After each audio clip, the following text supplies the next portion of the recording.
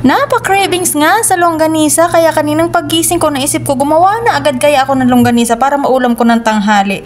Homemade skinless chicken longganisa.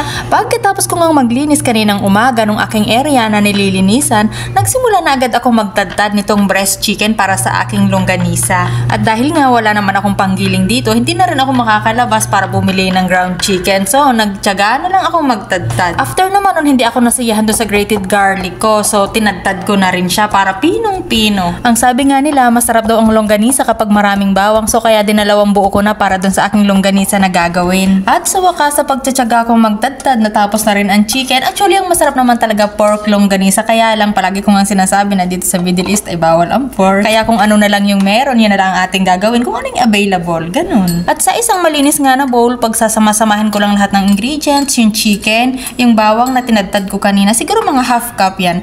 Mag-a-add din ako ng half cup na breadcrumbs na ang breadcrumbs nga pala na ito hindi ko binili. Gawa ko lang din siya yung mga excess ko na tinapay dati na pinalutong ko lang. Nandyan lang siya sa freezer. Nag-add nga din pala ako ng 1/8 cup ng cornstarch, 2 teaspoon ng pamintang durog, 1 teaspoon ng paprika, at syempre mag-add tayo ng pampatamis, half cup ng sugar. Ang gagamitin ko nga dapat dyan ay brown sugar pero wala nga kami nun dito sa bahay kaya white na lang yung ginamit ko. Okay lang yan, matamis din naman yan. Mag-add nga din pala ako ng sweet soy sauce, siguro mga 3 tablespoonful yan. Ang gusto ko nga sanang ilagay dyan, oyster sauce, tapos yung soy sauce na Filipino style, kaya lang no choice. Wala tayong magagawa kapag no choice. Kung ano lang yung available dito, gagawin natin ang paraan.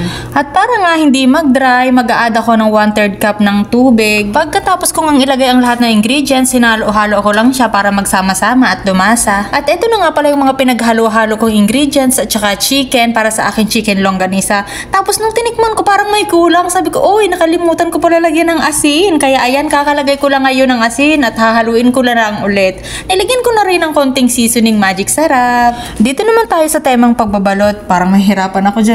Gumamit nga lang din ako dyan ng cup na 1/8 ang measure para sa isang balot ng longganisa. Cling wrap lang din ang ginamit ko sa pagbabalot. Bago ko nga pala makalimutan, yung breast chicken na ginamit ko, siguro 3/4 kilo yon. At ang lahat ng measurement ng mga ingredients ay tinansya ko lang based doon sa chicken na ginamit ko. Simple, napakadali at kayang-kaya mong gawin sa looban ng isang oras kapag nag-cravings ka sa chicken homemade longganisa. May stock na naman ako sa freezer, hindi ko naiisipin yung ulamin ko mamayang tanghalian, yung para bukas na tanghalian. Parang masasabi kong craving satisfied ako mamaya.